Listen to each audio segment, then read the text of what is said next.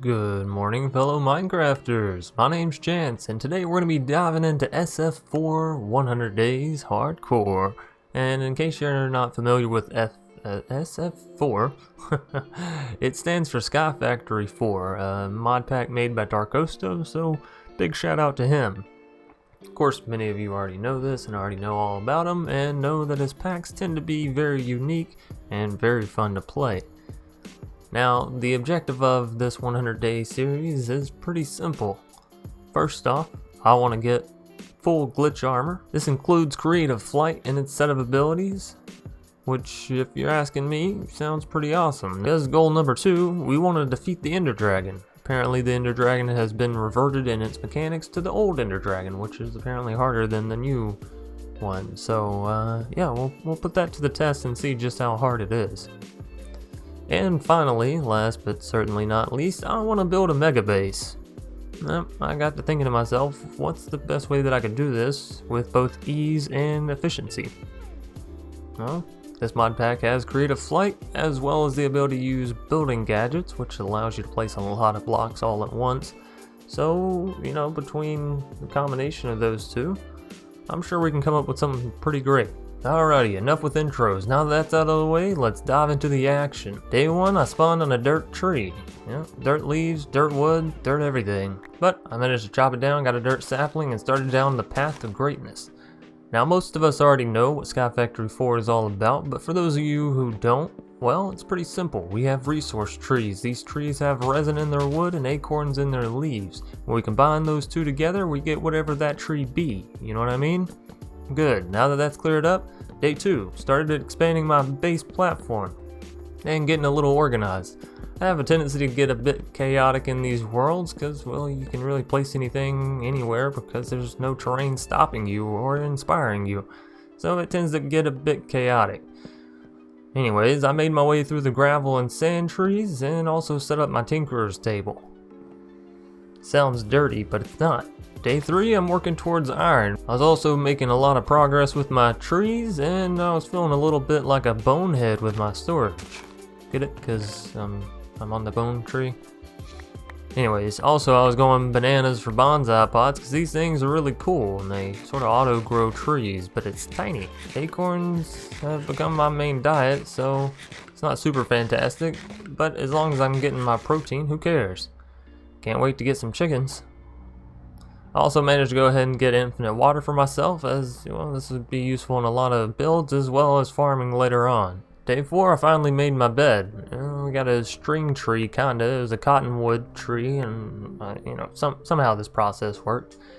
Anyways, after that, I spent majority of the day doing research in menus. It doesn't pause the game whenever you're in the item breakdown menu, which is a little unfortunate because I actually spent a lot of the time in the 100 days just sort of looking through menus, figuring out what I wanted to build, and well, going down the rabbit hole on something. But I don't want to bore you with lots of menu scrolling, so from now on I'm just going to skip over it. That way, you know, it could be a lot more action.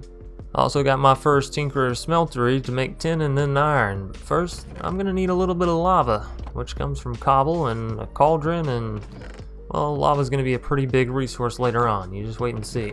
Day 5, it started raining because I was refusing to sleep.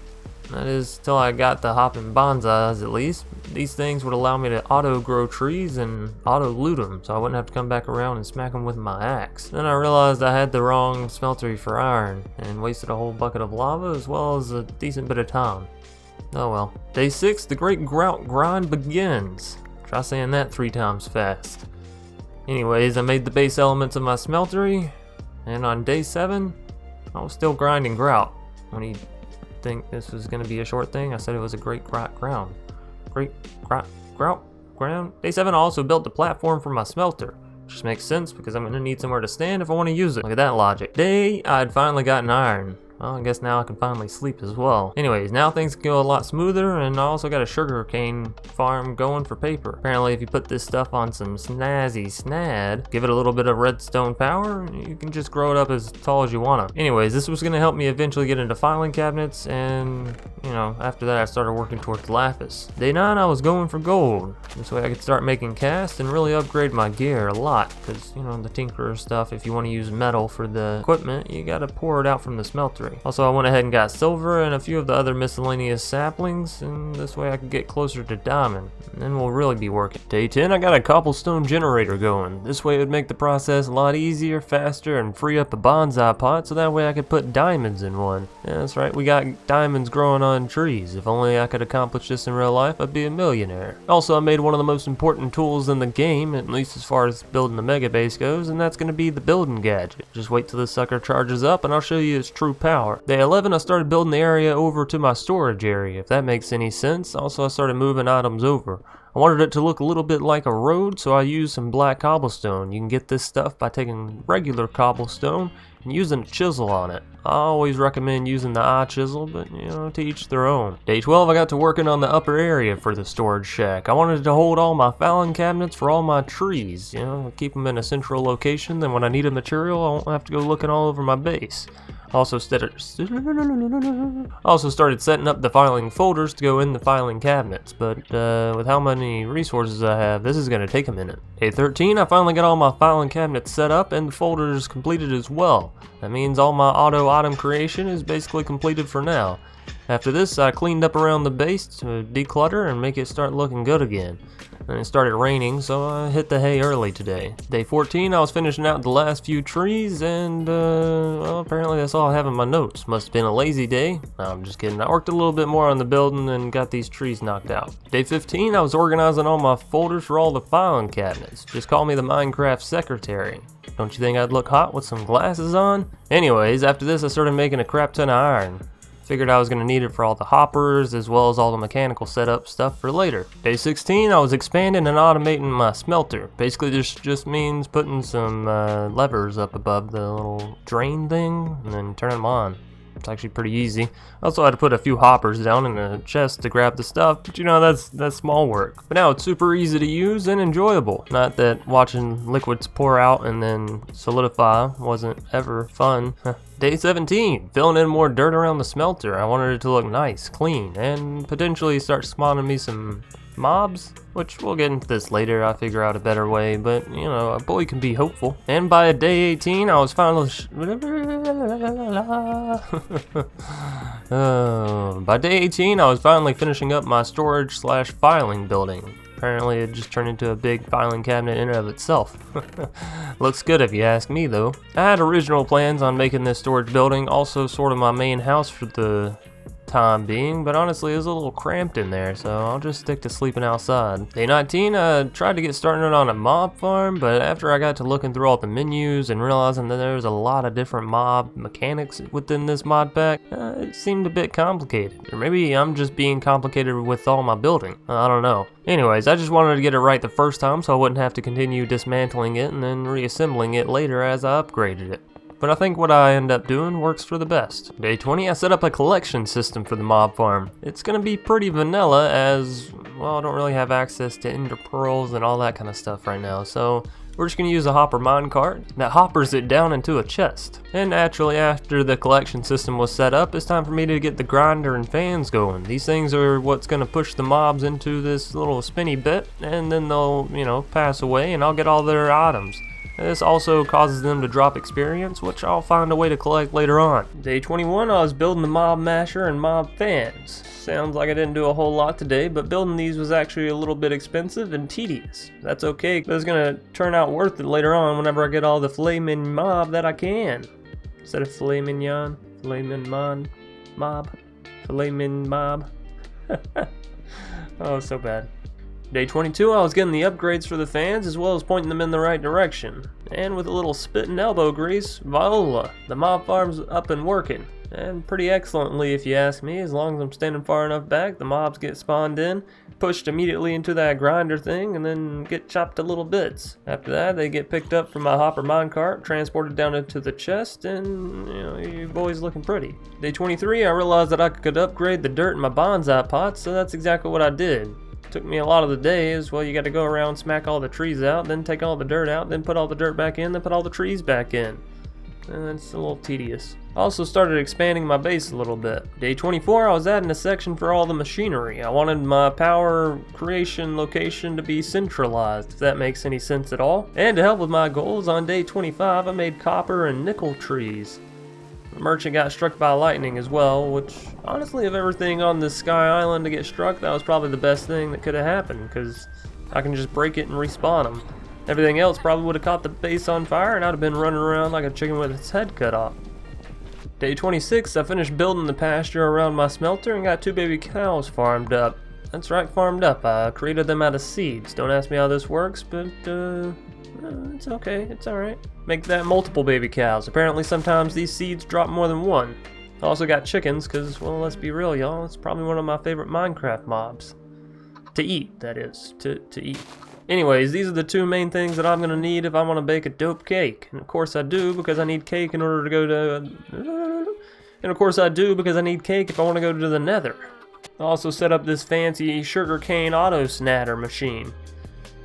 I realized later that I can just use a redstone clock, which is a mod device, but, you know, if you want to do this in vanilla just using snad, here you go. Of course, vanilla doesn't have snad, so I guess you're out of luck.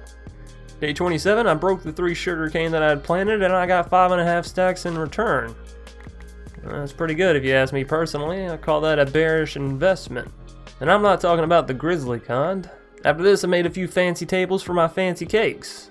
Turns out, fancy cakes don't go on fancy tables though. But I'll realize this later on, so for now, they look cool. Also, I got tired of waiting on the cows to grow up, so I fed them some steroids, I mean wheat. You ready to be milked? Day 28, I was diving into the nether, but with how scary that place is, I ended up just making basically a safety area for myself next time I wanted to come in, and then I got the heck out of there.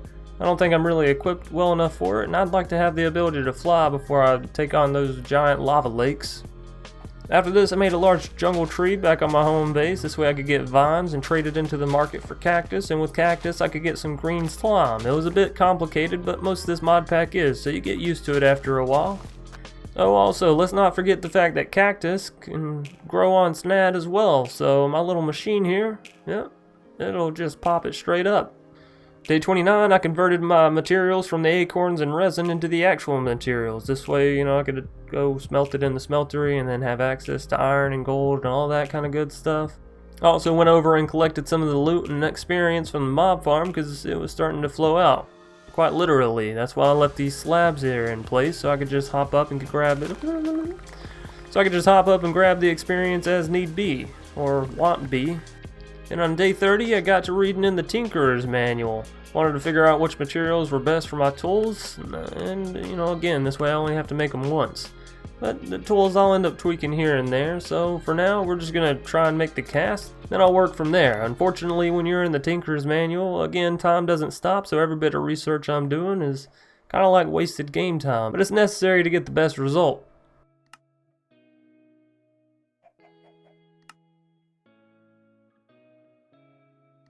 Day 31, I was casting everything together. It was going to take quite a while as, well, you're waiting on metal to solidify. So in the meantime, I started building an area for the animals. This would get them further away from me so they'd stop annoying me, and so I'd stop finding random bits of blood in my smeltery. I'm sure that can't be too good for it. Day 32, I was taking the mobs to their new jail cells. Lovely pastures in this barn. Yeah, we'll call it a barn. That makes it humane. Anyways, I was also finally putting all the materials together to have some dope tools, and I was also making some purple slime. Checked a lot of boxes today. Tools are definitely going to be cool, and slime, well, allows me to bounce, so, you know. Day 33, I got suited up in my armor finally. This armor was really good. Not only did it give me extra health, but it also gave me extra speed and toughness. Oh, and it looks really cool, so... yeah, much better than your standard diamond stuff. Day 34, I started building an area for my kitchen / diner. I saw that this mod pack had, cooking for blockheads. And I really like this system. It allows you to store food inside the cabinets and then pull it out from, whatever you want onto the cutting board, chopping board, recipe table, whatever you want to call it. Combine them all together as if you didn't even have to do anything. It'll tell you all the recipes that are available. Unfortunately, this mod pack doesn't really play into it all that well, because you gotta make the bread outside of it, and it doesn't actually have the recipe for the bread inside there, so awkward. Day 35, I was going back to the nether to get some quartz and other nether specific items like cobalt and ardite. I figured if I could combine these two together to get some manulon. Manulon.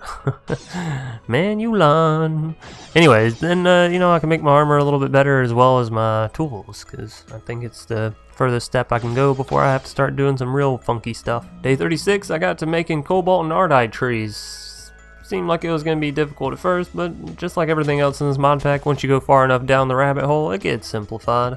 I also almost set my base on fire trying to get some orange slime. I'll have to be careful from now on with all these fiery items. Day 37, I was crafting and upgrading my gear, basically just throwing it together on the table. I also got tons of obsidian to make my pickaxe unbreakable. It's one of the nice things about the Tinkerer's table is as long as you have 5 modifiers, you can throw some obsidian around any cast and give it an unbreakable modifier. And of course it cost 5 of them, so making all this obsidian took me most of the day. And on day 38, I started making some shurikens, because, ranged weapons that are completely unbreakable, I'll be firing them like a machine gun. Early on day 39, I got the ardite and cobalt trees knocked out, which is a nice little accomplishment. Left me the rest of the day to get started towards the quartz and osmium. Can't wait to have all the saplings finished. Every time I add a new one, I have to go make a new filing cabinet, as well as grab out my folders, organize it, place it, and hook it up to the system. Honestly, might should have just waited to add this whole system till I had all the saplings already, but hindsight's 2020. Day 40, I started adding on to the sapling building, mostly because I was running out of room. I didn't think there was this many to begin with. But it still looks the same from the front, and I think it looks pretty cool on the inside as well. So, not too bad, Chance, not too bad. Day 41, I was building up the animal barn. This way they wouldn't just be sitting out there in the rain. Kind of got to my conscience every time I'd run away from the rain and, take a nap or stay inside and look out, and there they are. Also, I just wanted to see what I could do aesthetically with this mod pack, as there's a lot of different block options due to all the different mods. Day 42, I got to work on my utility/technical building. I wanted all of my power stuff to be located in one place, and well, I'm not gonna lie, it looked pretty bad, and I go through several iterations of it. Day 43, I was continuing to mess around with our new power building's design, but ultimately I was still unhappy with it, so I moved on to just putting stuff inside, and I'll work on it later. My idea for power was to get a little My idea for power was to get a source of infinite lava going, then pipe it into a generator.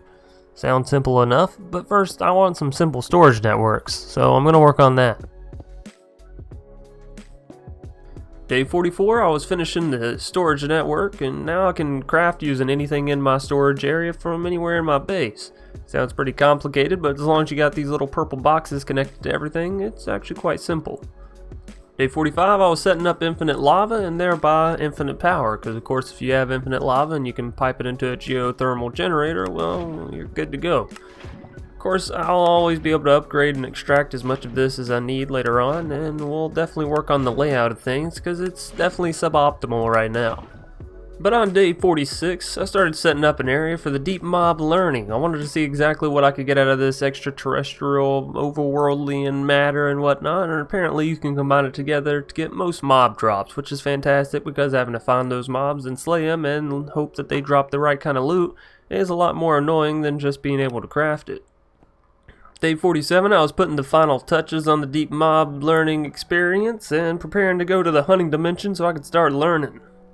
Spent most of day 48 inside that very dimension, and I realized one thing. The little babies in here, they move really fast. Not gonna lie, it kinda panicked me, so I had to run and escape that portal. Thankfully he couldn't follow me home, otherwise this could have been the end of the series right here.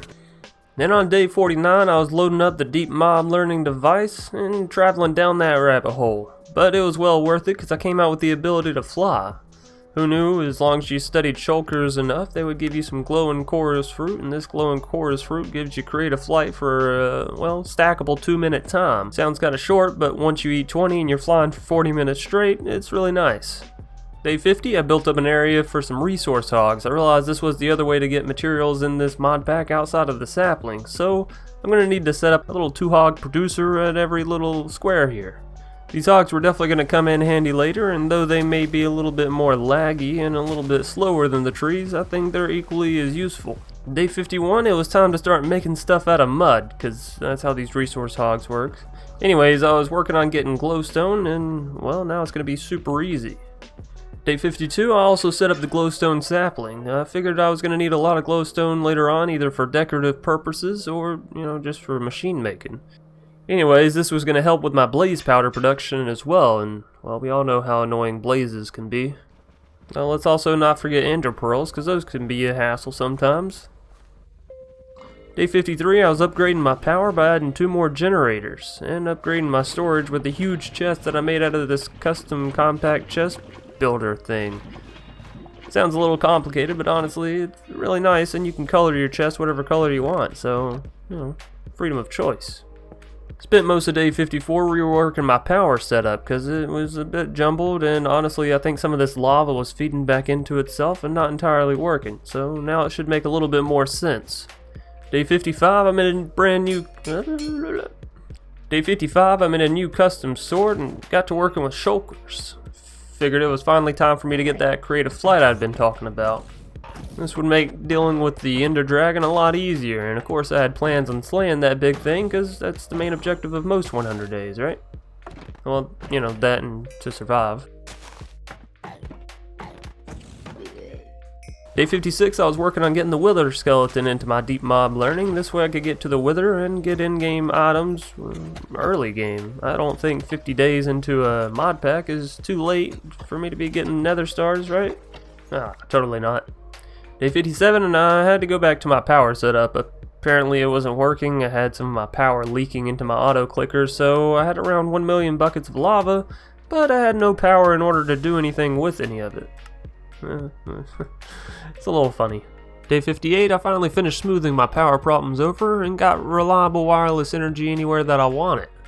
Nice. Also, I made my first 2 nether stars. I don't actually end up using them on anything, but I thought it was a nice little accomplishment.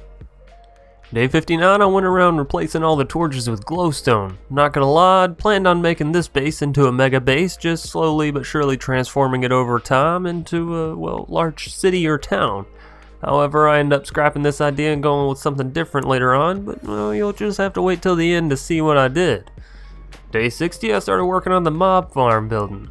It had looked pretty basic up till this point, and I thought it could do for a little bit of a slight overhaul. Day 61 and 62, I was in the nether slaying wither skeletons, trying to build up my knowledge in the deep mob learning device. Once I get this thing to self-aware, then I can go run some keystone trials, and it's kind of like a little coliseum.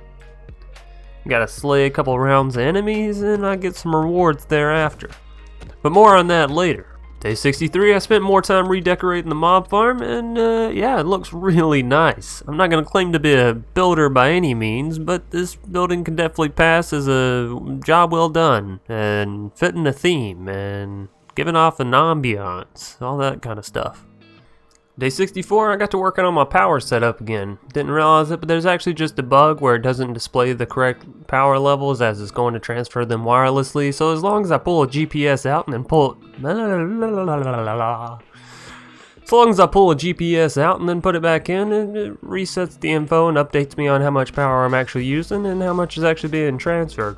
However, since I'm over here, I figured I would wire things up a little bit better and finally route my lava correctly. This way I'd stop ending up with 64,000 buckets worth of lava backed up into each pipe. Day 65, I was building up an area for the deep mob learning Coliseum Keystone trial thing. Sounds a bit complicated, but really it was just a flat surface that looked kind of cool that I could slay enemies on and have lights in the ground. That's pretty much it. Day 66, I made the ultimate yo-yo to assist me with my deep mob slaying Coliseum gaming mother trucking. I don't know where this is going actually. Anyways, I got some wither skeleton modules to self-aware, and now it's time for me to get the glitch armor.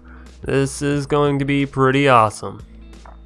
Day 67, I was running trials all day to try to get the glitch ingots. Didn't realize if I flew too high in this little arena, it would actually cancel the whole thing. So, yep, kind of wasted one. But, in the end, I ended up getting enough glitch ingots, glitch hearts. I'm not quite sure what this stuff is called, but you gotta throw it all together and you get the glitch ingots in the end, and that's what we're really looking for. So Long story short, you do 2 trials, you'll have more than enough. Or, generally, maybe 3. Maybe you gotta do 3. It's okay. And on day 68, I finally had it. Create a flight. And not because I'm eating some kind of fruit or I got some weird charm. Just so we're all clear, that air charm is not create a flight. It's more so like you're walking on air, which is still technically flying. It's just not as good. First thing I did with my creative flight, flew around my base, checking it out, looking to see what it looks like. Next up, I was finishing up my power building. Made it into a giant plug-in. Get it? Because it's a power building, so it's like plugged in to the base. I thought it looked pretty cool, and also I thought the idea was neatly executed. Of course, I'm just tooting my own horn here, so jump in at any point and toot it for me if you want. And on day 69, that's right, good old 6 and 9. The only number that is the same number, just upside down. That's why it's so funny, right? Because 69 is a 6 flipped over onto a 9. Surely there's no other meaning. Anyways, what a fantastic day to fight the Ender Dragon. Mostly, I just want to get this out of the way because I have bigger plans for afterwards. Remember, one of our goals was defeating the Ender Dragon, but one of the other goals was building a mega base. And, well, I'm not gonna lie, I don't really feel too mega right now in my current base. It feels kind of miniature. Anyways, after baking my end cake and hopping in, first thing I realized was the dragon's kind of already slain. Apparently there's a mod in this mod pack that immediately destroys the dragon. So that's a little anticlimactic. But I did go ahead and get all the experience as well as fly around the end and get an elytra. Not that I really need one, I have creative flight and it doesn't require mending or unbreakable, but now I can say I did it, and in case I ever need it for anything to build in the future, well, I got it. Day 70, since I was let down so hugely on day 69, I decided to visit another dimension. This time we were going to go to the Lost Cities dimension. I heard it was like a big bubbly circus thing in there, and I want to see it for myself. Also, I heard it was a great way to get quartz, and not going to lie, I'm going to need a lot of quartz for my mega base building. You'll see. And on day 71, not entirely satisfied with the Lost Cities dimension, I decided it was time to go to the Twilight Forest. Yet another different dimension that has random structures and potentially a few more building blocks. Ultimately, I'm just trying to figure out what the heck I want to build my mega base out of and how I want it to actually be shaped up, because I've never built one of these before, so getting the scale as well as the correct item components is going to be pretty big. Day 72, I was still flying around the Twilight Forest. Not going to lie, it looks kind of like a lot of the structures are just repeated in here, but it's okay. It means if I do want to use any of this materials for a building, I got tons of it. Also, I finally defeated the Naga, which is essentially just a big ugly snake. For some reason, my shurikens and yo-yo weren't hitting it in the beginning, but once I smacked it once with a sword, oh, it was on like Donkey Kong. I also dropped the Lich out of the world because after I hit him a few times, it just stopped working. I don't know if that exactly counts as a kill for me or not, so we'll just leave it as is, and maybe in the next 100 days we'll come back and actually destroy one. And on day 73, I was taking a grand overview of my base once more, trying to figure out how the heck I wanted to build my mega base. Do I upgrade this one? Do I build it above it? Do I build it below it? Who knows? I'm just kidding. I ended up figuring it out later on, and well, I just built the mega base separate. I didn't really want to have to deal with all the structures that I've already built, either having to destroy them, then rebuild them in order to, encompass them and make them look smooth and nice and clean and blah, blah, blah, blah, blah. Or I could just build a whole nother one, and then as I'm building it, I could install everything nice and neat and organized and not have to redo it. So, yeah, we're going to build a whole another base, and it's going to be a mega base, and then we'll fill it up with all of our mega items. And mega farms and mega production. Yeah, maybe I'm going a bit overboard on the whole mega thing. Day 74, I was actually getting started on my mega base.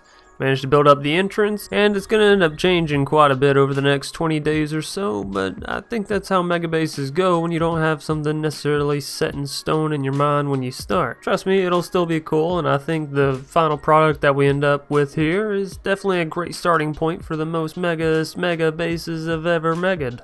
if that makes sense. I also found a zombie villager on this day, and I don't know why this was so special to me, but I decided to name him Wilson. Also decided to cure him, but, you know, this was kind of my first point of contact, minus Taylor Swift and the first merchant, which got struck by lightning and honestly didn't last that long. And on day 75, I was swapping the floors out of my mega base, because I just didn't like the original one that I chose to go with. This marble was looking a bit squirmish, so I just changed it. However, I didn't think about the fact that Wilson was standing on that floor and he himself was not able to fly, so yep, goodbye Wilson. That was short-lived. I also made a custom chisel because I just broke my first eye chisel, and well, it lasted me a good 75 days. I bet this next one lasts me forever. Day 76 and 77, more mega base building. This was some mega progress on the mega base. Alright, I'm gonna stop. Day 76 and 77, I was finishing up a little bit more on the mega base, getting you know, sort of the outline of what this first building was gonna look like. I have an idea. 78, more work on the mega base. Oh, did I mention that this was only one section of it? So yeah, I know I'm closing the building up, but this is not going to be the only building within the mega base. Matter of fact, this is more so a section of a building. It'll make sense later. I kind of want like multiple circles surrounding this one giant pillar in the middle thing. I want it to be a little futuristic. Day 79, I got to working on mechanism stuff. This way I could unlock faster means of making my building blocks, because, you know, building with all this glass takes a lot of sand. I can get sand if I can crush cobblestone. And on day 80, I had the first piece of the mega base almost built. Well, I had the walls almost built, I think. Next up, time to dome this sucker. And, you know, that sounded wrong. Time to put glass on here and turn it into a dome. It's gonna be magnificent. Day 81, I was throwing all my sand to my smeltery, because I like this clear glass that you get from it a little bit better than the regular glass, so we're gonna go with this. And on day 82, I did probably one of my smartest moves as far as building this mega base, because I laid an outline of the size of the entire mega base, roughly. You know, this is gonna be the inside perimeter. Day 83, I was swapping my mulch back out. This time I was changing from the brown mulch to the yellow mulch. Same thing as the last time, works just a little bit better, but you know, it'll help me get my sand faster and all the other resources just a smidge bit faster. Of course, this took all day because I have more saplings now than ever before, so I don't know. Gotta spread the love. Day 84, I was fixing the mob farm overflow. Basically, I just built another one of those super large chests, slapped it underneath, and hooked it up using my storage networks. Aside from that, I think it'll be fine. Day 85, I started working on other ways to get power, mostly because this big blue ball section of my mega base was going to be completely devoted to technology and power and all that kind of sorts, because anytime I see blue, it tends to represent technology in my mind. Or futuristic stuff, I don't know. And on day 86, I built a latex extracting pillar. This way I can make tiny dry rubber, and from the tiny dry rubber I can make regular rubber, and from regular rubber I can make plastic, and from plastic, oh, the whole world opens up. Day 87, I was running out of sand, so, you know, gotta fix that. Apparently there's a manufactory that can turn gravel into sand, or cobblestone into sand.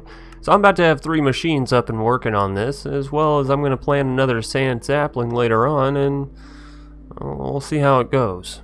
Day 88, I was using all that plastic that I had made up before to make a really, really big backpack. This was going to help whenever I went loot gathering in other dimensions, because of course I can't link up my storage network to it, so I'm going to need a big bag to throw everything in. Day 89, I started prepping a few things for the next 100 days. Like, I went ahead and finished up a few more resource hogs. Of course, these were all the ones that were non-treeable. So, you know, magnesium, lithium, dilithium, boron, blah, blah, blah, blah, blah. But it'll make the next 100 days a lot better, like I said, because then all this stuff will already be automated and I won't have to do it next time. I can just reap the benefits of my rewards. Day 90, glass placing time. Put down a whole lot of glass, and I set up a few truffles. Or I guess it says glass placing montage. So maybe some music and stuff. That'd be cool.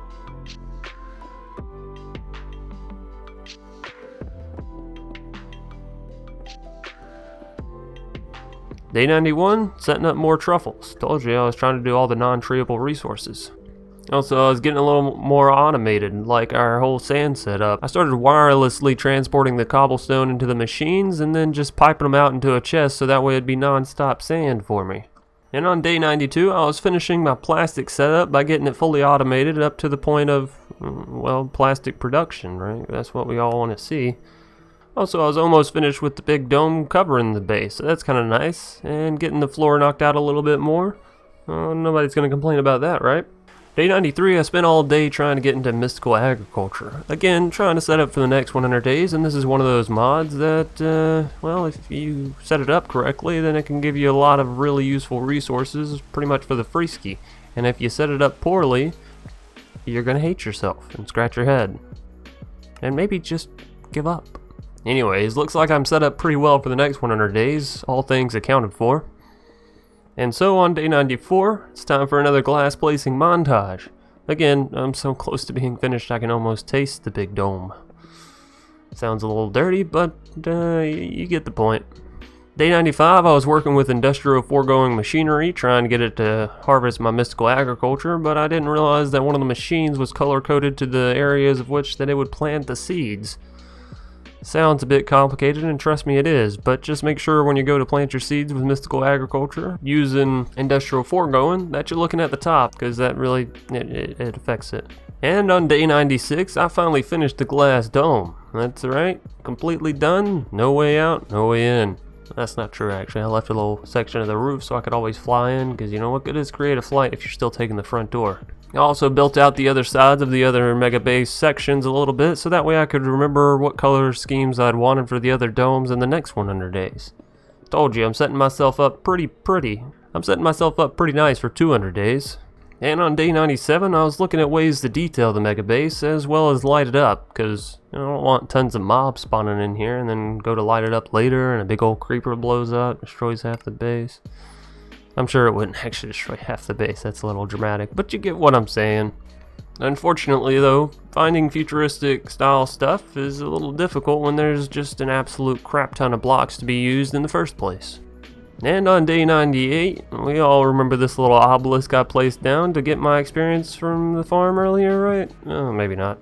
Anyways, after placing this thing down and breaking it, it actually releases all the experience that it's stored up. Lucky for me, it's around 30,000. Let's see how many levels I can get. Wait a minute, what else did I do on this day? I mean, seriously, that's all I had in my notes was getting all the experience, and that took all of 3 seconds. Oh, right. I was looking up food all day. I must have been hungry. Yeah, well. Anyways, after searching through the food and finding that I couldn't, well, really find anything quick, easy, and efficient to make, I decided it was time to go fight the Ender Dragon. That's right, I'd made up some end crystals and decided, you know what, it's not a 100 days if we don't beat that dragon, so I'll do it manually if I have to. And that's not a play on words with my sword or armor, so don't get cheeky with it. And yeah, that was easy. Who would have thought with creative flight, a sword that smacks for almost 3 times the amount of an original diamond sword, as well as armor that's twice as good as any diamond armor, things like this would be easy, and not me, nope. But it's always nice destroying the Ender Dragon like this, because whenever you go back to vanilla, it's right back to being scary. And on day 99, I built a miniaturization build. I figured, you know, we haven't really worked on upgrading the technology side of things since doing the whole plastic setup, and again, this is one of those things that come 200 days, I'll be happy that I have it, as I can put all my power set up into one of these tiny machines, which seems tiny but is actually very large, and then, you know, route out all the power so that way I can get rid of all the clutter, and this mega base dome doesn't get to looking a bit chaotic. Also, I like these little miniaturization fields because, you know, it breaks all laws of physics. Somehow, after we make it tiny, the inside is larger than when it was larger. Does that make sense to you? No? Well, me neither. And finally, on day 100, I was flying around both my bases and admiring the progress. I mean, come on, I didn't start in this mega base till around day 70 something, and this other base was originally going to be the mega base. So, all things considered, progress made, as well as set up automation for 200 days, I think I did a pretty good job in this 100 days. If you agree, be sure to leave a like down below, comment in the comment section what your favorite day of this 100 day series was, or, you know, some fresh ideas for 200 days, because I'd love to see them, hear them, try them, copy them, Just kidding. Anyways, last but not least, make sure you're hitting that subscribe button, because you don't want to miss out on any more awesome content from yours truly. We do one-of-a-kind stuff around here, which means you're not going to be able to find it anywhere else, and if you want to be able to find me later, that's the red button you need to hit. Also hit that bell icon, because my upload schedule is a bit sporadic, and you'll be thankful.